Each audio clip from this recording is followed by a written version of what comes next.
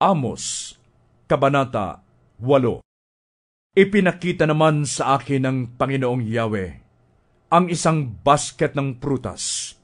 Sinabi niya, Amos, ano ang nakikita mo?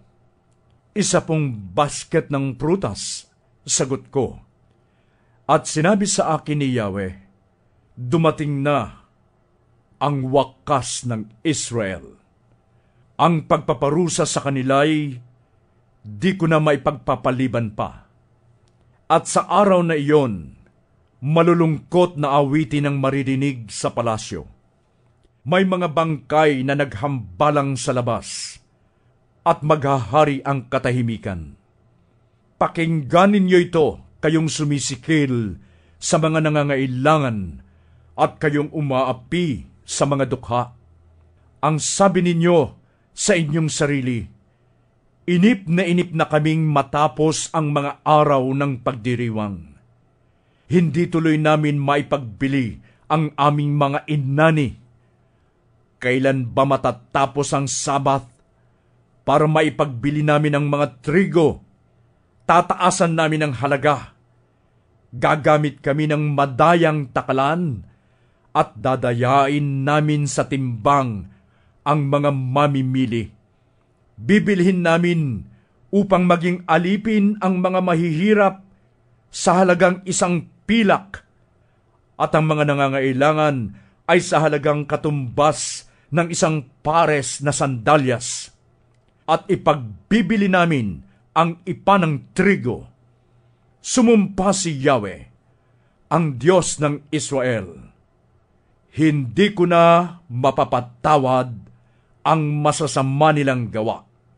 Magkakaroon ng lindol sa lupa at mananangis ang bawat isa.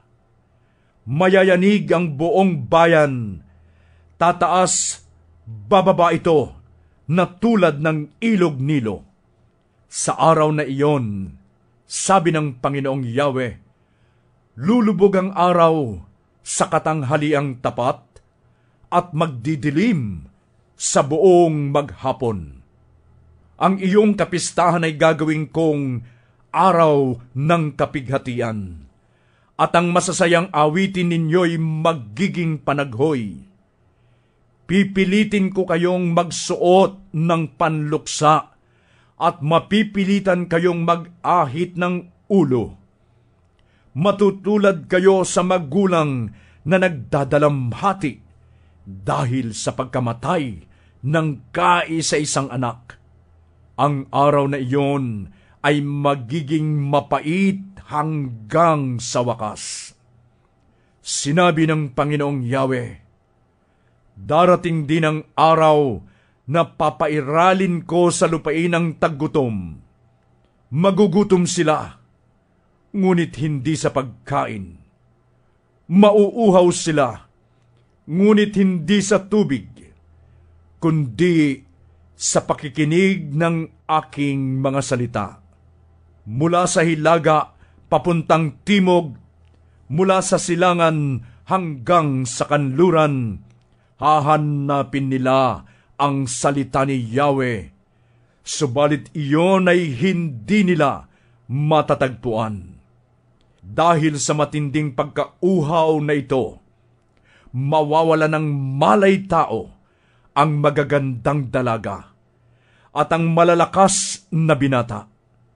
Ang mga sumusumpa sa pangalan ng mga Diyos-Diyosan sa Samaria, ang mga nagsasabing sa ngalan ng Diyos ng Dan at sa ngalan ng Diyos ng Beersheba, sila'y mabubuwal at hindi na makakabangon pa.